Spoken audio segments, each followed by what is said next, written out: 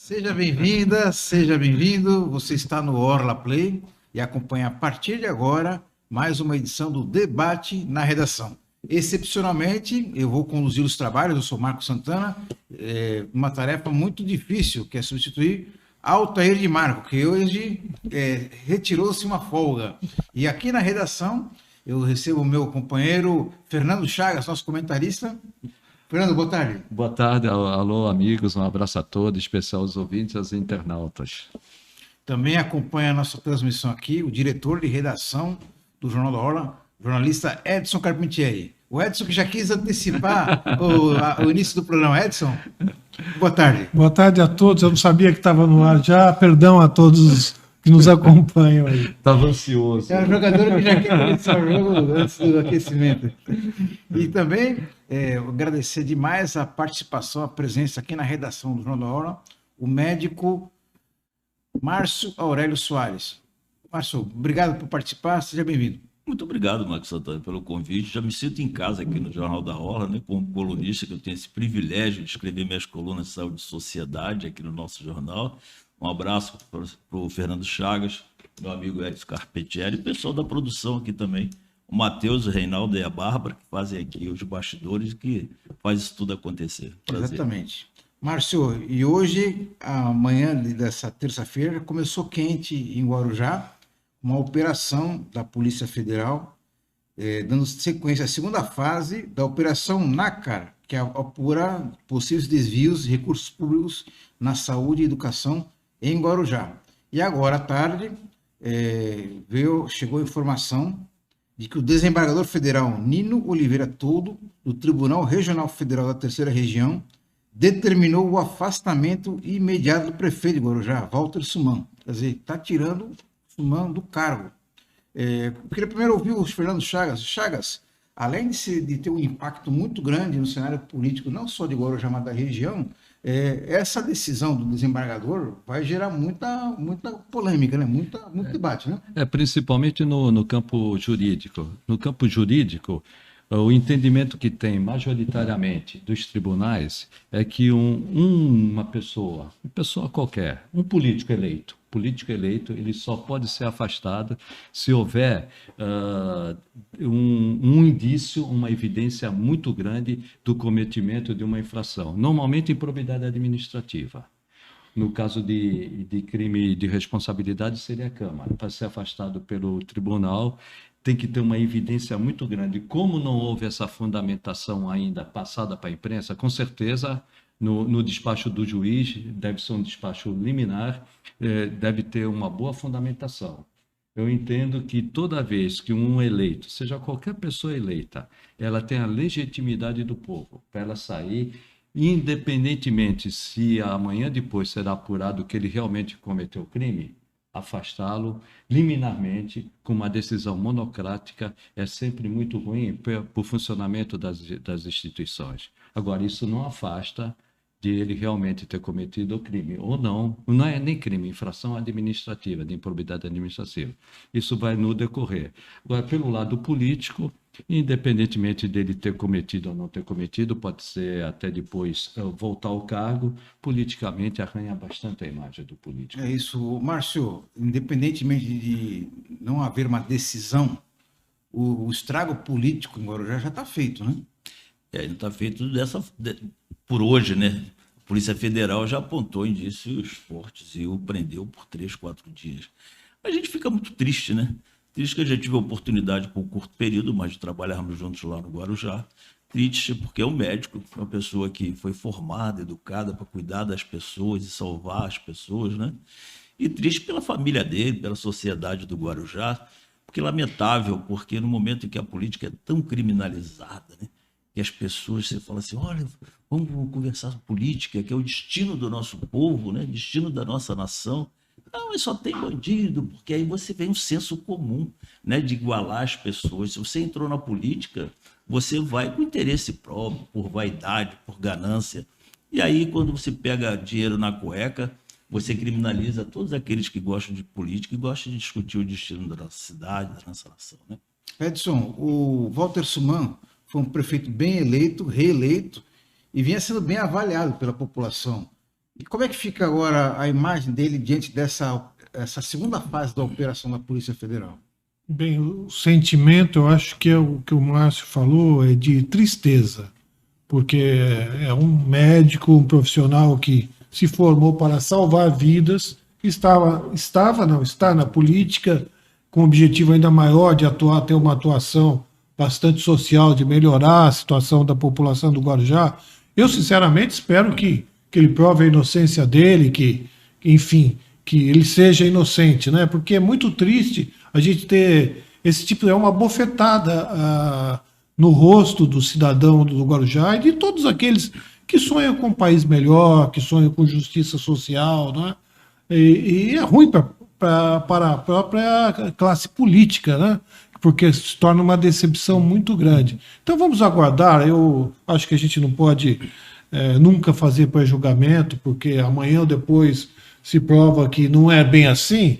Então vamos aguardar e eu espero sinceramente que tudo se prove na inocência dele. Não conheço pessoalmente o doutor Suman, mas se for culpado é muito ruim, é muito triste, não só para a população do Guarujá, mas toda a Baixada Santista do Brasil, é que mais uma expectativa frustrada.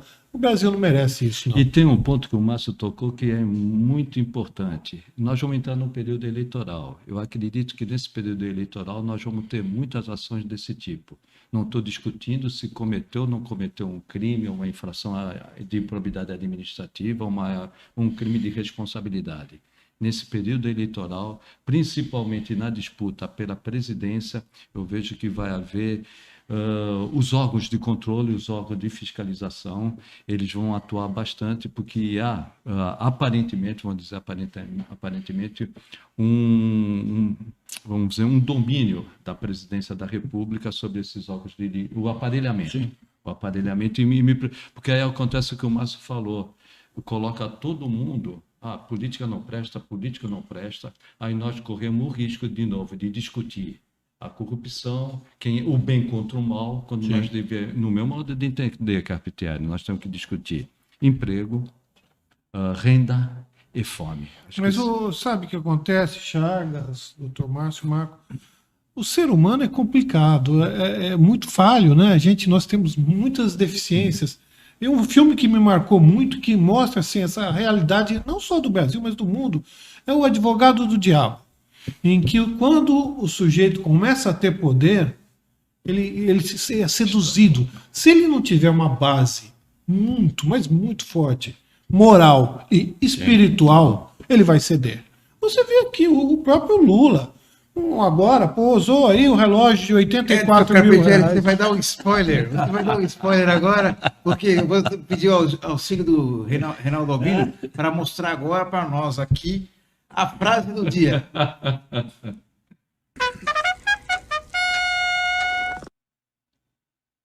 O homem do povo. Foi lindo. Jandira Fegali, deputada federal pelo PCdoB do Rio de Janeiro. O ex-presidente Lula participou da cerimônia, do evento que marcou o centenário do PCdoB, um dos partidos mais antigos do Brasil. E o ex-presidente Lula foi flagrado, foi registrado, uma foto até muito bonita.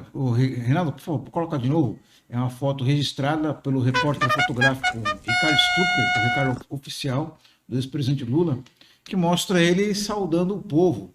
Só que tem um porém, né, seu Carpentieri? O relógio que ele está mostrando aí na imagem é um relógio da marca. Já foi buscar a marca do valor. Doido para comprar da marca, um relógio suíço da marca Piaget, avaliado em 80 mil reais. Edson. Então, é isso que eu estava dizendo. Veja bem. Eu não estou condenando, não, pelo amor de Deus. Quem sou eu para julgar as pessoas? É que eu acho que o Lula, veja bem, o governo do Lula melhorou a vida das pessoas, eu acho que isso é inegável, mesmo quem não gosta do Lula, ele tirou muita gente da linha da miséria, mas também ele foi seduzido, aquilo que a gente fala, o diabo foi lá e tentou, e ele cedeu. É vinho de 30 mil reais, é relógio de 80 mil reais, quer dizer, esse tipo de coisa é que você tem que ser muito, mas tem uma fortaleza espiritual e moral muito grande para você recusar esses favores. Certamente ele ganhou o relógio de alguém. Poderia, se tem isso que eu estou falando, esse relógio aqui, querido, é muito bonito, eu vou fazer uma rifa e vou doar para a instituição da Irmã Dulce, ou seja lá qual for, que está com criança carente e tal. Esse seria o papel daquele que faz o discurso em defesa dos pobres, o pai dos pobres, não é? Esse é o meu pensamento. Não estou condenando de modo algum, só estou dizendo que somos todos humanos e que é preciso ser muito forte, ter muita força Somos seduzidos. espiritual. É como o Denzel Washington falou para o Will Smith. É quando você está no auge que o diabo vem te tentar. É mais ou menos isso. Márcio, você acha que é contraditório um líder político que defende o combate à desigualdade usar um relógio de 80 mil reais? Eu acho. Ou não, ou é pegar no pé dele? Eu tenho certeza disso, porque o mais importante não é o valor do relógio, é o simbolismo que isso carrega, não é? É lógico que ele, como presidente, ele foi 8 anos presidente da República. Quanto é que ganha um presidente de salário? Sem gasto nenhum. Que ele amelhasse aí 40, 35 mil reais de salário por mês, sem custo nenhum, em 8 anos. Depois ele fez centenas de palestras pelo mundo todo. Ele teria o direito e, de fato, realmente a possibilidade de comprar um relógio de 80 mil reais. Ainda mais se hoje, no Mercado Livre, você compra financiado, né, em 10 vezes, sem juros. Né? Mas, enfim, o problema eu acho que não é nem moral. Também, como disse o Edson Carpentieri, mas é do simbolismo político, social que isso representa. Não é? Então, assim, se ele tem como uma grande marca a ausência de um dedo, a amputação do dedo, que perdeu numa fábrica, numa serra, num torno, e ao mesmo tempo tem um relógio. Essa é a contradição de Lula. Então, essa questão que você fala, eu acho que a gente tem que fazer e acreditar aquilo que a gente defende. Eu vou contar um fato rapidamente. Nos anos 90, eu fui com a minha mulher para Cuba. Nós ficamos 20 dias em Cuba. Eu queria conhecer Cuba, saber como é que era. Belo dia, estamos na Havana Velha, um restaurante, tinha uma fila imensa de pessoas na porta. E o maître chamou a gente, não, vem cá, entra aqui, entramos, estava vazio o restaurante. Falei, não, turistas têm preferência, porque recebem dólar, e dólar é importante para a economia cubana. E minha mulher virou uma coisa e foi embora. Eu não tinha coragem de furar uma fila de dezenas e dezenas de pessoas, porque eu tinha dólar. Então, eu acho que é questão de você fazer aquilo que você acredita. Não é certo, não é justo, então não vou fazer isso. Tem um ponto aí que, recordando a minha época de assessoria, primeira coisa que eu ia falar, Sim. não vai com esse relógio. Primeira coisa, aí faltou também a assessoria talvez também eles não respeitam. Muitos políticos, a gente fala, e os políticos não A vaidade é muito grande, né? E uma resposta que normal, eu fui assessor de políticos durante muitos anos, eles falam, quantos votos você teve? Isso, tu não teve nenhum voto, eu tive, eu ganhei a eleição. Mas o poder, ele te abstrai, né? Eu lembro que, recém-formado, eu me formei e fui fazer residência de cirurgia geral. Eu sempre tive muita habilidade de fazer as coisas manuais e tal. E chegando lá com um ano, eu falei assim, caramba, não é isso que eu quero. Eu fiquei um ano assim meio sem saber, porque eu gostava de medicina, eu gostava de tudo. Você tem que fazer uma residência. Eu falei assim, poxa, eu vou entrar para o Exército, né? Meu pai era oficial do Exército.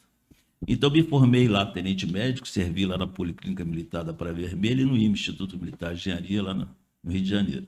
E os colegas meus, que começaram o treinamento lá com uma simplicidade. Olha, foi dar só a patente, as 2 estrelinhas de segundo tenente, já começou a enquadrar sargento, mas enquadrar cabo, humilhar. Eu falei assim, então sargento aqui de 30 anos de serviço aqui, já está para aposentar, como é que você é um menino? Nós tínhamos 26 anos, pô, de idade, né? Então eu aprendi isso com o meu pai. Meu pai foi militar a vida inteira. Nenhum vizinho o testemunhou ele sair de casa fardado e coisa e tal, né? Ele deixava a farda no IME, que ele serviu também no Instituto Militar de Engenharia, com muita simplicidade. E eles começaram a dar carteirada. Então teve um que falou assim, o camarada me parou na rodoviária, eu estava acima da velocidade, já mandei uma carteirada, falei para ele, olha, meia volta vou ver, rumo ao infinito. Quer dizer, imagina, quer dizer, o fato de ser o contrário, o fato de você ser um médico, um tenente, impõe uma autoridade, não é autoridade do ponto de vista jurídico, legal, mas autoridade do ponto de vista disso, do simbolismo, né? Da questão da relação social com as pessoas. Então você que tem que cumprir a lei, você tem que mostrar com simplicidade como é que você exerce a sua cidadania, sendo tenente, oficial, sendo ex-presidente, sendo médico. Ele deveria ser um exemplo, uma referência. Mas, Marco, rapidamente, vou roubar o raciocínio do Marco. Não, roubar não, pelo amor de Deus. Não roubar não, aqui não. Ainda bem que eu não uso relógio. Só meu anel de grau aqui, minha aliança. Vai furtar, que é sem violência. Mas, como você falou, o simbolismo, mais do que simbolismo, antes de começar o programa, nós estávamos discutindo aqui em off, né? A situação que nós estamos. Parece que não tem terceira via. Ou nós estamos presos ao passado, que independentemente de ter feito um bom governo, é um passado que no meu entendimento não cabe mais, ou estamos presos ao presente. Quando você fala do simbolismo, o simbolismo nesse relógio mostra que nós estamos presos ainda a duas candidaturas que, até pela sua formação, ou pela sua posição num ato político, eles não representam aquilo que o povo brasileiro quer. Porém, o povo brasileiro hoje, por incrível que pareça, não quer nada disso, mas está polarizado nessas duas candidaturas. É uma incongruência. É mais do que o povo brasileiro quer, é o que o povo brasileiro necessita, como diz o nosso pré-candidato a presidente, desesperadamente. Não é? Você imaginar que até 1930, nós éramos uma grande fazenda, nós importávamos, criávamos o cabo de machado de madeira e da pá, mas temos que importar pá, enxada, foice para a agricultura. Não é? Com a Revolução de 30, com Getúlio Vargas, esse país se industrializou e assim nós fomos aí até o golpe militar, que foi um golpe, uma fratura nesse país, né? Não só do ponto de vista das pessoas que foram torturadas e mortas, né? Mas do ponto de vista do golpe à democracia e desenvolvimento do nosso país. E com a democratização, você teve uma possibilidade de se manifestar, mas nós desenvolvemos zero depois de 84, 85 para hoje. Você imaginar que nosso crescimento vegetativo, ou seja, a diferença em quem nasce e quem morre é de 1,6%, 2 milhões de jovens chegam ao mercado de trabalho todo ano. E aí a grande imprensa diz assim, olha, está previsto um aumento do produto interno brasileiro, o crescimento econômico de 1%. E a renda a renda per capita não acompanha nem esse 1%. Ou seja, se a gente cresce 1,6%, 2%, as pessoas precisando, nós cada vez mais batemos recorde de desemprego. É o que você falou, nós estamos crescendo 1%, a população cresce em meio. Cada vez mais nós somos mais pobres, individualmente. Sim. A renda per capita. Mas, rapidamente, você que tem formação militar, como você vê o comportamento dos militares no atual governo? É difícil você falar o comportamento dos militares, comportamento dos médicos, e você categorizar isso, não é? Dentro de um balaio só. Os militares, eles estão ali por vocação. Se for aqui nos quartéis, o militar ele está ali para defender o território brasileiro, defender a nação brasileira. A legislação militar, a justiça militar, ela é essencialmente apolítica nesse sentido. Porque ele está preparado para a guerra. E o país que deseja, a nação que deseja soberania, desenvolvimento e a paz, precisa estar preparado para a guerra. Esses são os princípios do Exército, da Marinha e da Aeronáutica. Agora, tem aqueles, não é, que aí se aproximam da política, não é? Põem em risco todos esses princípios, e que muitas vezes a caserna está quietinha, mas a caserna ela está de olho. A caserna não vai se envolver mais em golpe. Isso está provado. Em 7 de setembro, eles tentaram dar o golpe e a caserna não suportou. Então nós temos que entender o seguinte, nós temos que ser muito inteligentes, porque nós ficamos com resíduo lá do golpe militar, da ditadura militar, e a esquerda fala assim, porque esses militares...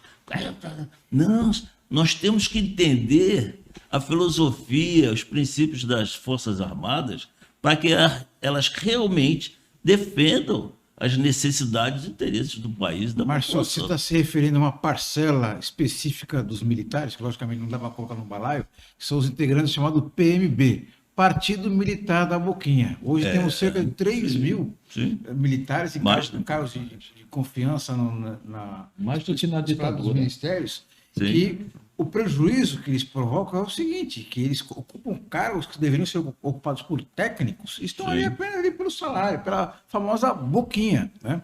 Um resultado muito claro disso aí nós vimos na pandemia, quando kits para detecção do teste do vírus se estragaram no aeroporto, a questão da vacina, a questão da logística, que foi um verdadeiro caos no Brasil. Né? Por outro lado, Marcos, é interessante essa discussão, porque o militar ele tem uma previdência que lhe é muito favorável, em função da possibilidade que o militar ele não tem carga horária, está disponível 24 horas. Mas nós não temos um histórico bélico, né? De guerras de fronteira, disputas aqui, geopolíticas complicadas. Então, ficamos naquela discussão, né? A previdência dos militares, então, como eu dizia, é bem favorável, e ele vai para a reserva com 47 anos. Pô, mas, ele passou 25 anos lá, mas ele aprendeu muito. Márcio, mas você tem profissionais, você tem profissionais técnicos na aeronáutica, aeronavegação, na marinha, na engenharia. Eu fui médico do IME, Instituto Militar de Engenharia. Meu pai foi técnico lá, metalúrgico, né, como oficial de baixa patente. Meu pai começou como soldado. Se alfabetizou aos 18 anos dentro do Exército. E morreu como tenente-coronel. Não é? Então ele fez uma carreira muito bonita como assistente de ensino lá. E quando ele foi para a reserva com 47 anos, né? Eu estava ali começando a faculdade, talvez com 76, 77. Ele fez concurso para o CNP, Conselho Nacional do Petróleo, e passou no concurso. E lá ele foi trabalhar com a eletroforese de gasolina para identificar distribuidora falsificando. Agora, todos tinham que fazer esse concurso. Porque eles têm o saber próprio, Márcio, mas adquirido no Exército. Veja bem, Márcio, ninguém nasce militar. O militar é fruto da sociedade civil. Você vem da sociedade civil.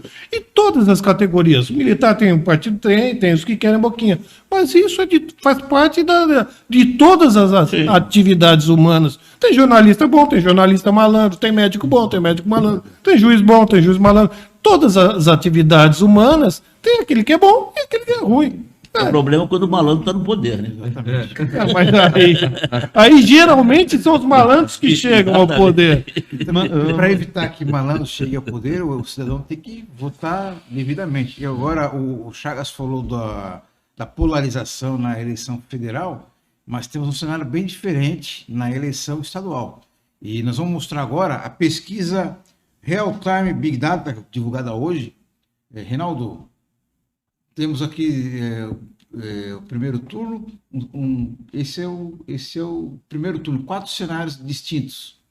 No cenário 1, Fernando Haddad, 27%, Márcio França, 14%, Tarcísio Gomes, 14%, Rodrigo Garcia, 6%, Renato Gabriel, 2%, Vinícius Poit, 1%, Abraham Weintraub, 1%, Ramute, 1%, Brancos Nulos, 20%, não sabe, não respondeu, 14%. Cenário 2, Fernando Haddad na liderança ainda, 27%, Márcio França, 15%, Tarcísio, 15%, Garcia, 7%, Poit, 1%, Brancos Nulos, 20%, não sabe, não respondeu, 15%. No cenário 3, Haddad, 32%, Tarcísio, 20%, Garcia, 9%, Poit, 2%, Brancos Nulos, 22%, não sabe, não respondeu, 15%.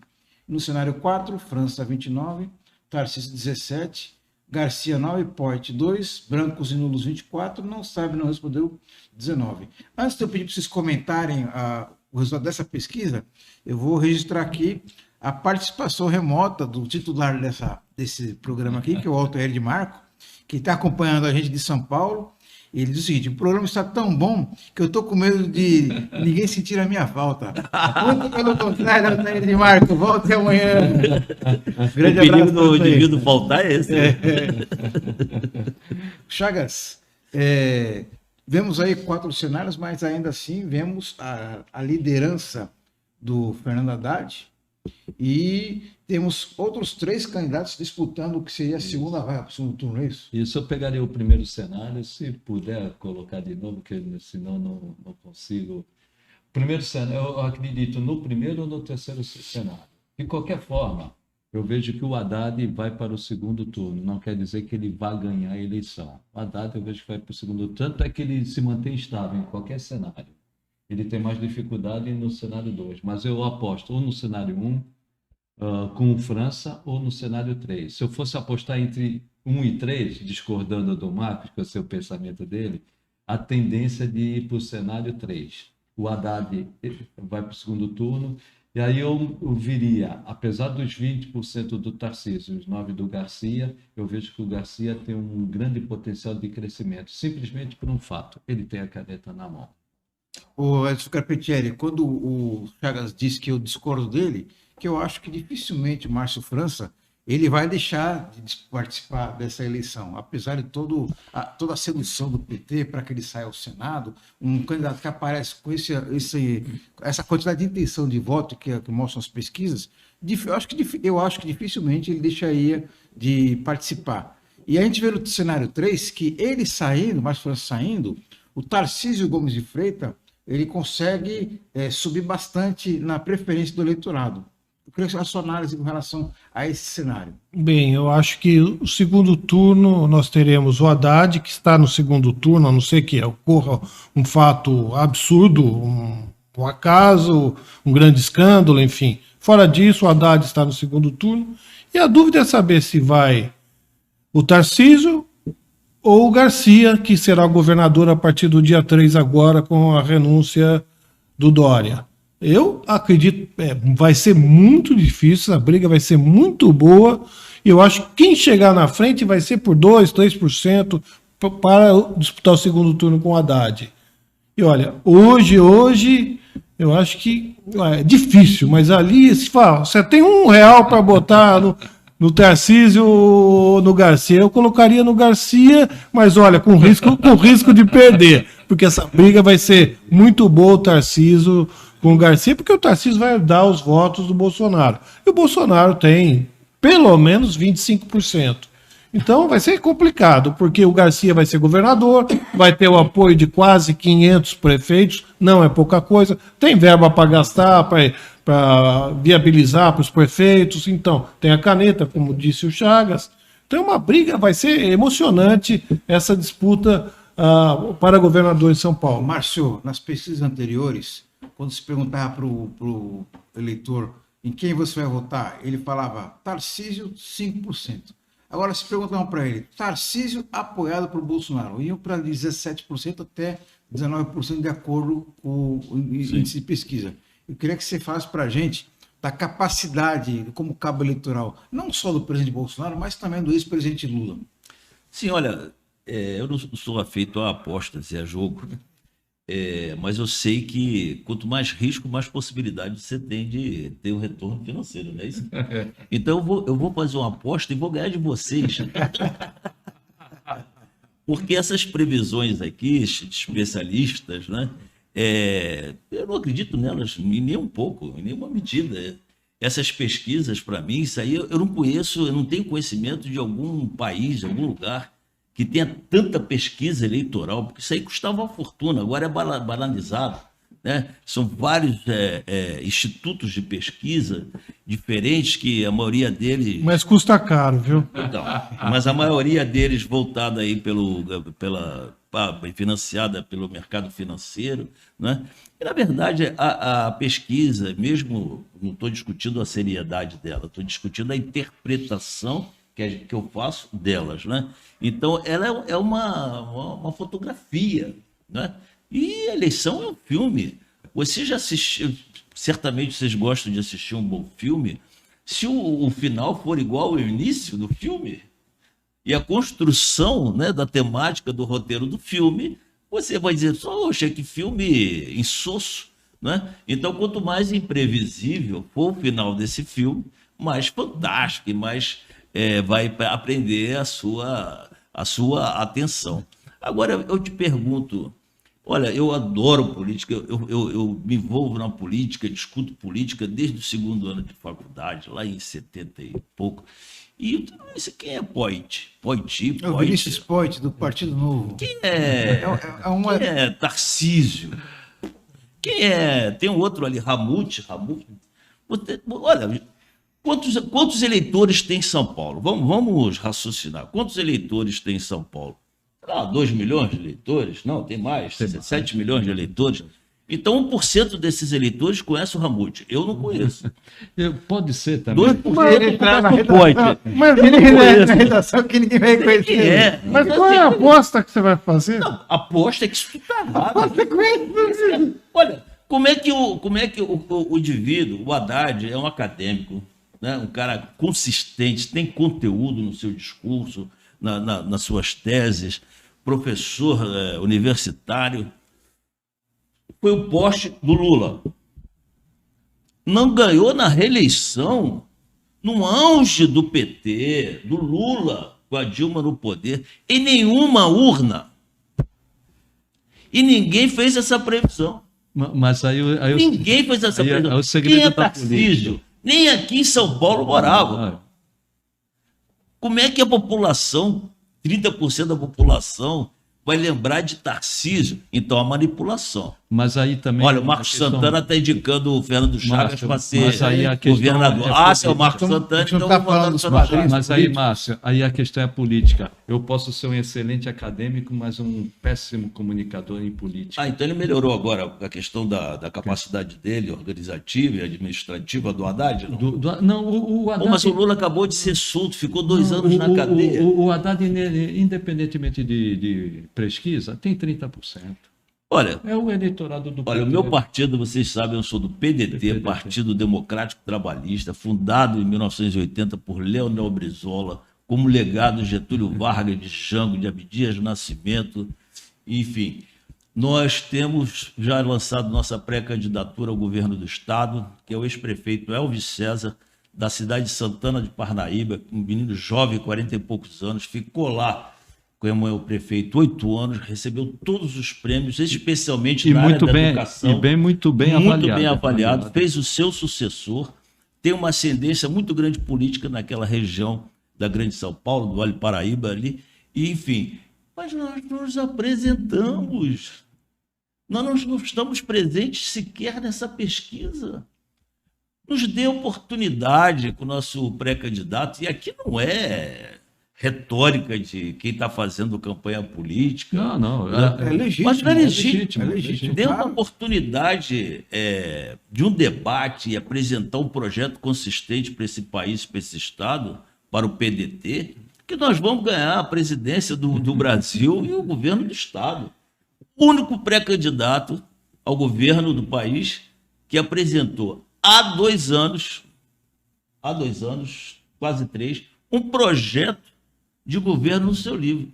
Projeto Nacional Dever da Esperança. Aí, Marcelo, eu concordo com tudo que você falou, mas vamos pegar um acadêmico, não vamos discutir que ele não seja um profundo conhecimento do que ele faz, o Haddad, em educação.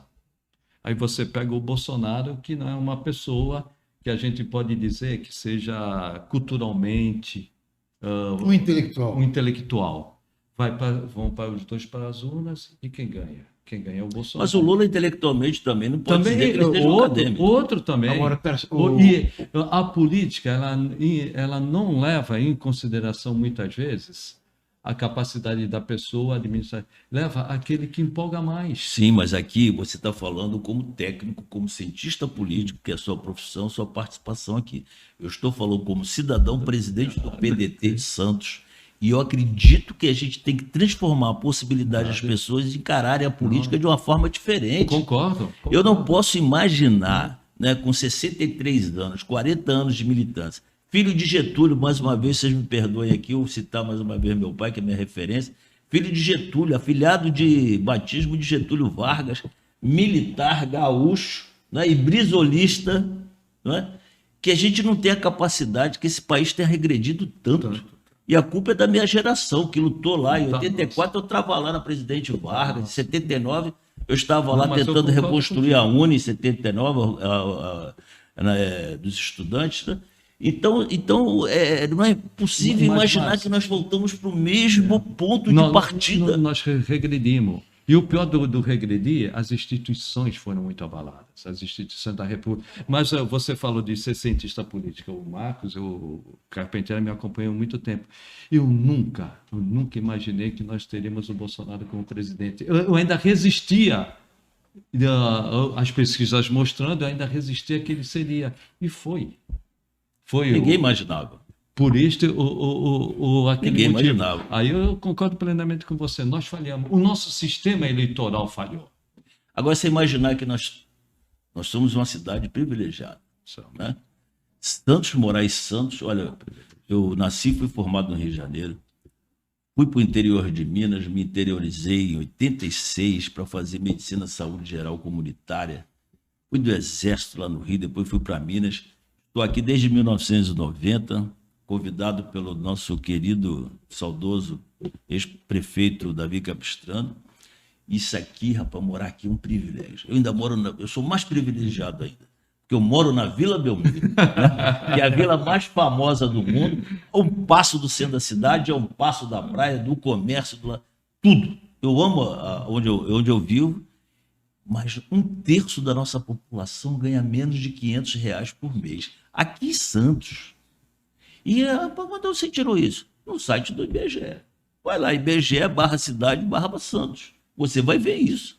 1/3 da população ganha menos de R$454 por mês. Como é que esse 1/3 dessa população, você vai tirar aí 2/3 aí, acima de 16, 18 anos, passíveis de se tornar eleitores, ele vai votar com que esclarecimento? Então, a educação fundamental. É fundamental. Nossas escolas não têm a CV, o AVCB, que é o certificado dos bombeiros. Precisa agora um prefeito essa semana entrar com um projeto para que uma indicação para que o prefeito dê o certificado dos bombeiros. Mas aí você entra na cidade à noite, tem luzinha piscando, verde, vermelha. Eu passei e disse, abriram uma casa noturna aqui, dentro dessa casa de show, né? Eu saí do túnel, né? Tô brincando, já sabia que era, né? Você pode fazer a escola com verde e vermelho. Mas o AVCB... Gente, por favor, né? AVCB, é questão do simbolismo, né? Do relógio. Né? Mas o Tem que ter AVCB... cuidado. praticamente no Brasil 50%, não digo nem do poder público, da livre iniciativa não tem.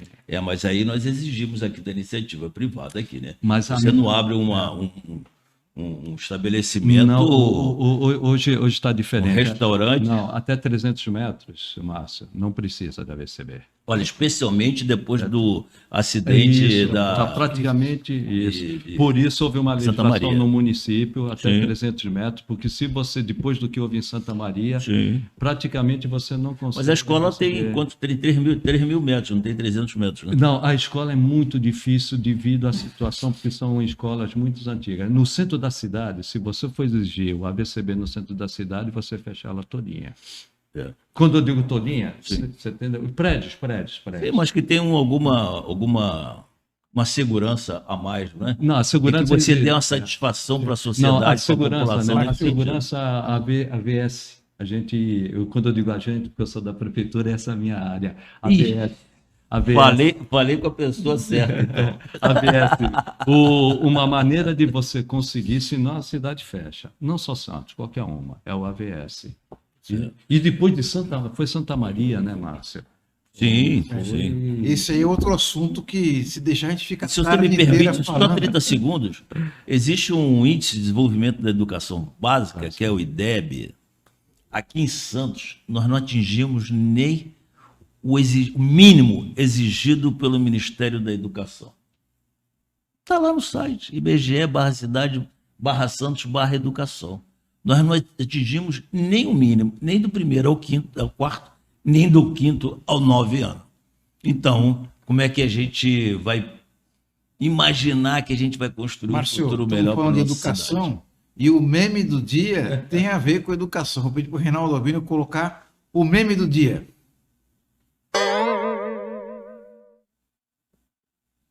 Coloco minha cara no fogo pelo ministro da Educação. Isso às 23h59.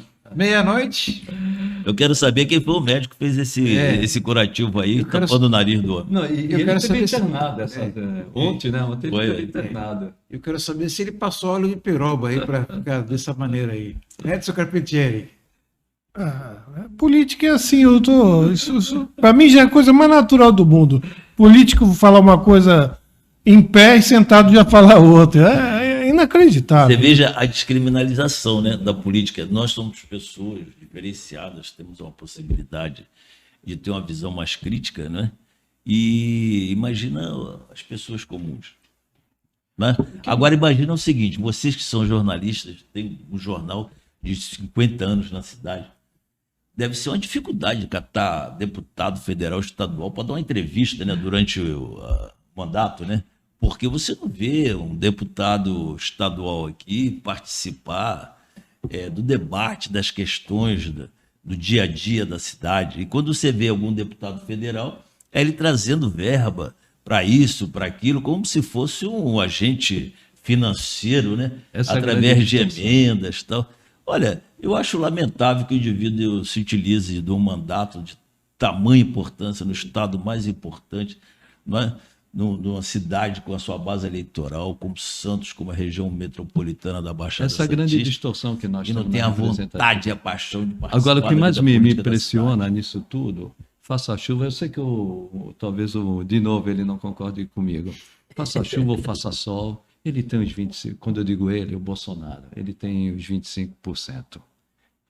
O bolsonarista, ele não olha o conteúdo. Ele virou torcedor. Então, independentemente do que aconteça, ele tem esses 25%. Isso que me impressiona. Aí, Márcio, eu vou no teu sentido, né? Educação, né? Educação. Mas o lulista, você também tem uma Igual, base igual. aí. 30%. E aí, quando você fala em paixão, né? Eu acho que é importante que você queira representar uma sociedade, uma base social, que você tenha paixão pelas pessoas, as necessidades, e sofra. E tenha compaixão, especialmente, né? Com o seu povo tal, e tenha essa sensibilidade. Né? Porque é impossível você ser médico se você não gostar do seu doente. Né? Você tem que ter a paixão pelo seu doente e trabalhar para recuperá-lo, né? Para, enfim, prevenir as doenças, né? Com o trabalho que você faz.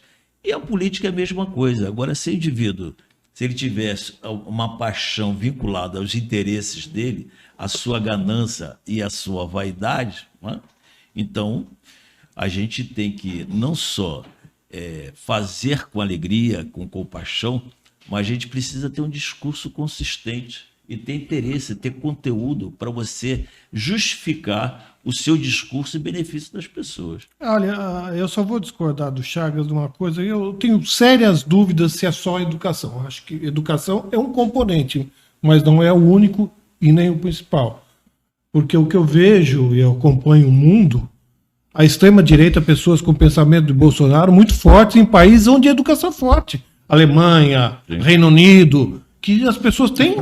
França. Então recebem a educação de primeiro Hungria, mundo. A própria Hungria. Recebe educação de primeiro mundo e a extrema-direita avança. E a extrema-direita, que eu digo, é a extrema-direita cruel, que não tem compaixão. É isso que o doutor Márcio falou. Então, a gente aqui no Jornal da Hora fizemos durante 12 a 14 anos um projeto que se chamava Agente Cidadão, que a concepção do projeto era levar às crianças algo que é mais que física, química, porque não adianta você ser um grande engenheiro e você não ter caráter, você não ter compaixão pelas pessoas. Então, nossa ideia era uma educação em que as relações humanas, o respeito ao próximo e o amor ao próximo fosse tão importante quanto física, química, matemática. Então, eu acho que é uma questão de amor ao próximo, compaixão, que não é só educação. Isso aí você tem que... Porque senão você não muda o mundo. Se você não mostrar para as pessoas que Não adianta você ser o cara mais rico do mundo se todo o resto em volta está morrendo de fome. Sim. Não é? Olha, não existe, se você me permite, ninguém que tenha trabalhado mais com a questão da educação do que Leonel Brizola e o PDT. Né? Se você entender que o PDT ele vem lá de 20 e pouco, não é? Com Getúlio Vargas, tal, porque aí o PTB não é isso que era antigamente, o que é hoje, né? Então, vamos lá, com o PDT. O Brizola lá com 20 e poucos anos, 27 anos, 30, foi governador do Rio Grande do Sul. Ele fez centenas de escolas chamadas de brizoletas. Foi para o Rio de Janeiro, 89, fez os CIEPs. E aí veio aquele Moreira Franco, né? Que indivíduo, que coisa triste, né? Que abandonou, fez 500 e poucos, 505, 504 CIEPs, abandonou o projeto dos CIEPs porque era chamado de brizolões. Olha, e dizia o maior, se não um dos maiores educadores, Brizola está no panteão dos heróis brasileiros, aprovado pelo Congresso Nacional. O Redson Carpentier falou muito bem a questão da desigualdade, e eu lembrei de imediato do professor José Pascoal Vaz, economista, um dos idealizadores do Fórum da Cidadania, que infelizmente nos deixou nesse domingo. Ele era um professor muito respeitado até pelas pessoas que discordavam dele, mas ele falava uma coisa que é fundamental. A prioridade de um país, do nosso país, é combater a desigualdade, a disparidade. Esse é o ponto de partida. Então, fica aqui a minha homenagem, porque o Pascoal Vaz nos deixou fisicamente, mas ainda assim o seu legado, os seus ideais permanecem entre todos nós. Nós ficamos muito tristes, né? Até como instituição PDT de Santos, nós emitimos nosso pesar pelas nossas redes sociais, para a família e para os amigos, especialmente os amigos do Fórum da Economia Solidária, né? O Pascoal, eu tinha um bom contato com ele, e ele nos impressionava pela sua consistência, um grande economista, político, e pela doçura, né, com que ele... E eu falava assim, Pascoal, você é o cara... Não, eu sou nervoso, eu sou nervoso. Mas olha, se todo mundo fosse nervoso igual ele. Então, nós tivemos a oportunidade, em 2019 e 2020, nós fazíamos todos os sábados, às 4 horas da tarde, atividades de formação política no PDT. Nós não estávamos à frente ainda da executiva, nosso grupo, mas nós fazíamos como militante, e o Pascoal teve a oportunidade lá, eu tive o privilégio de recebê-lo, falando sobre economia solidária, né? E pelo esse consumo, abordando esse consumo felicitante que nos caracteriza tanto essa economia aí pós-moderna, né? O Pascoal tinha um ponto importante. Quem me conhece sabe que eu sou extremamente liberal. Aliás, ontem tive uma discussão aqui que liberal defende principalmente a igualdade. O Brasil não vai crescer se não resolver o problema de desigualdade. Isso é uma tese que os liberais defendem e que confundem o liberal com Paulo Guedes. Paulo Guedes não é liberal, Paulo Guedes é reacionário.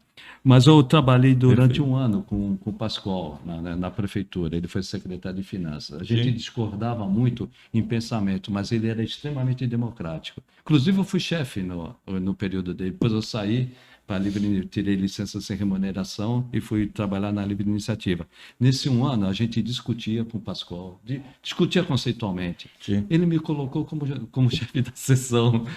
Ele não misturava, ele era extremamente democrático. E o avanço que nós tivemos na Receita na época do Pascoal foi relevante. Quer dizer, ele tinha a noção da desigualdade, mas ele também tinha a noção de onde buscar os recursos de quem podia pagar para diminuir a desigualdade, doutora, que você até apontou, né? Sim. E aqui também, se você me permite, uma homenagem póstuma aqui também ao nosso querido e companheiro do PV, Mário Bernardino, que também nos deixou semana passada tão cedo, né?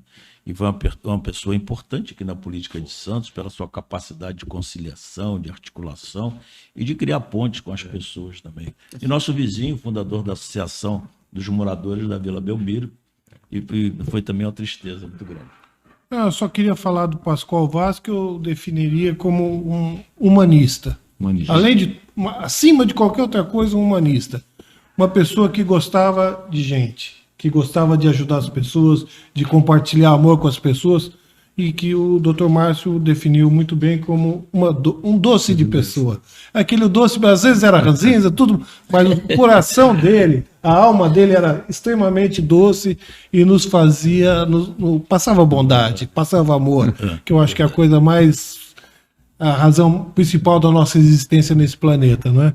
Então, que Deus o tenha, Pascoal Vaz, e a mesma você prestou uma homenagem aqui, eu queria, quem já se foi há muito tempo, mas que continua no meu coração, nas minhas lembranças, que foi o doutor Davi Capistrano, também outro humanista, uma pessoa assim maravilhosa. Quem conheceu o doutor Davi como eu conheci, posso assegurar que era um ser absolutamente acima da média, um sujeito maravilhoso, e que Deus o tenha também. E, genial. Rapidamente, o Davi Capistrano foi uma das pessoas que mais conheceu saúde pública no Brasil, uma referência. Não tem a menor dúvida. Na semana passada eu não falei porque eu ia chorar. O Mário Bernardino foi meu companheiro durante 20 anos e eu senti muito. Até não falei porque se eu falasse, mas foram 20 anos, ele marxista na época, né? E eu defendendo o meu lado liberal. Terminava a nossa sessão fechada às 5 horas, a gente ia para o Carioca, fazer um merchandise aqui, discutir política. Happy hour política. Todo dia, mas foi uma Bacana. perda. O Mário foi realmente, tocou. E as discussões políticas, com o próprio Capistrano também, muitas vezes... Tão bom, né? Divergir com serenidade, né? Principalmente e com consistência, né? Principalmente, Márcio, Seus argumentos, né? na questão orçamentária. Era gostoso de divergir. E chegava no consenso. Essa é a essência da política, né? É o entendimento entre, não éramos inimigos, diferentes, né? Não éramos inimigos. Benefício comum, né? Não é esse fanatismo, né? Esse fanatismo. Mas nós vamos superar isso aí. É isso aí. Márcio Aurélio Soares, eu agradeço muito a sua participação, a sua presença aqui na redação do Jornal da Orla, participando do debate na redação. Espero contar com a sua presença em outras vezes. Márcio, obrigado e até a próxima. Eu agradeço muito o convite, foi uma conversa extremamente inteligente ao Fernando Chagas, ao Edson Carpentieri, e convido a quem está nos assistindo para também visitar o nosso portal ligado ao PDT, que é o Raiz Trabalhista. Lá nós postamos, compartilhamos matérias todos os dias sobre história, sobre cultura, cinema, arte, saúde, educação, lutas dos negros, das mulheres, enfim. É um portal bastante interessante que agora nós estamos fazendo um ano de existência e dá muito prazer também esse tipo de trabalho. E muito obrigado pelo espaço aqui, que convido vocês a lerem minha coluna Saúde e Sociedade, todo final de semana aqui no Jornal da Hora. Certo. Edson Carpentieri, obrigado. A gente espera contar com a sua participação mais vezes, que não fuja tanto assim, né, Chagas? Eu que agradeço aqui, foi muito bom estar com o Dr. Márcio. E olha, nosso amigo comum, Donizete Ferreira, está acompanhando a transmissão, hein? Grande amigo, abraço, é meu irmão, Donizete. Donizete é meu irmão. Chagas, até amanhã. Até amanhã, um abraço e continue debatendo política desta forma que nós estamos precisando. E muito. Nós precisamos de discutir política e não discutir fanatismo. Sim. Obrigado a todos os participantes e um agradecimento também à nossa equipe aqui. Sem o trabalho coletivo, nada disso aqui é viabilizado. Bárbara Camargo, o Matheus, nosso estagiário, o Reinaldo Albino, e um agradecimento especial a você que nos acompanhou nessa transmissão que agora é ao vivo. Eu quero lembrar que essa nossa entrevista, na verdade essa conversa, ela fica permanentemente disponível no portal jornaldaorla.com.br, no canal Orla Play e também na nossa página no Facebook. Convido você também a tocar no sininho no nosso canal Orla Play no YouTube para ser informado toda vez que houver uma nova transmissão. Também curta, compartilhe, interaja, mande a sua sugestão, mande o seu meme e participe aqui do debate da redação. Obrigado a todos e até amanhã.